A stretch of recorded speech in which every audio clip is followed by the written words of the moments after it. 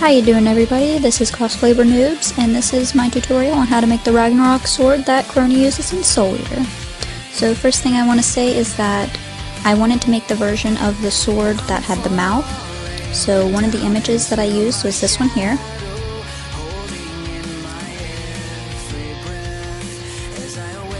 As for the materials, you're going to need to use poster board, clay, flexible foam, half sphere beads, white, silver, and black paint, an X-Acto knife, hot glue gun, reference images, cloth medical tape, and sealer spray. And we're just going to jump right in here. I went ahead and drew out the sword itself, and the entire body of the sword is black. The strip in the middle is going to be white. The little straps that go around it are silver, and they have little black, I put buttons, I meant beads. You want to have 2 sets of those.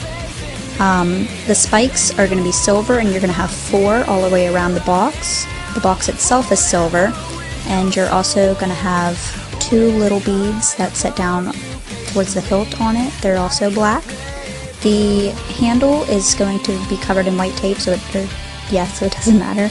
The little box and the point at the bottom are also going to be silver.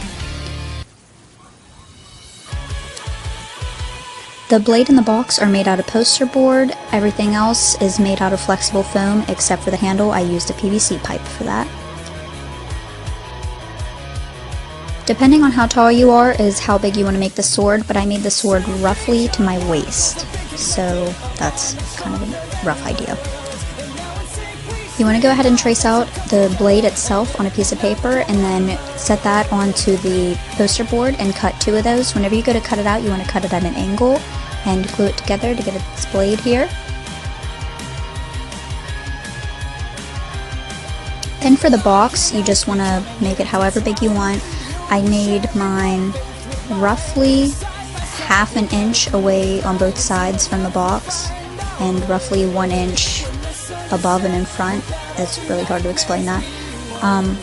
As for the inside of it, to make it stable, I put another piece of, I used cardboard for it, and then you want to cut a slit in the bottom for the blade to fit into, and also you want to cut a slit in the top for the PVC pipe to fit down into, and just glue those in there really good.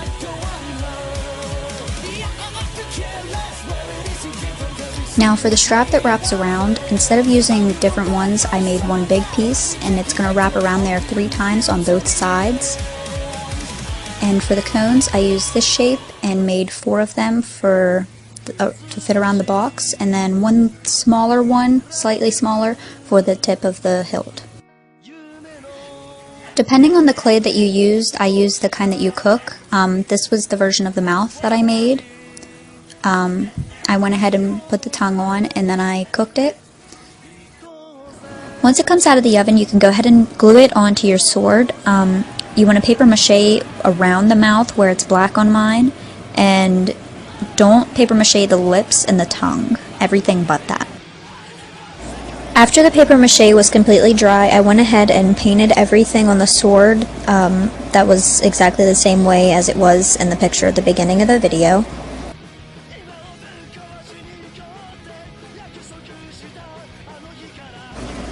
For the mouth on the sword, I made it kind of raised up a little bit. The tongue is purplish pink, the lips are red, and the teeth are white.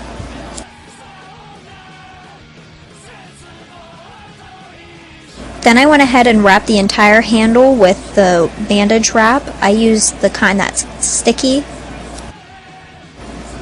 Then I put the beads at the top of the box on the end closest to the handle.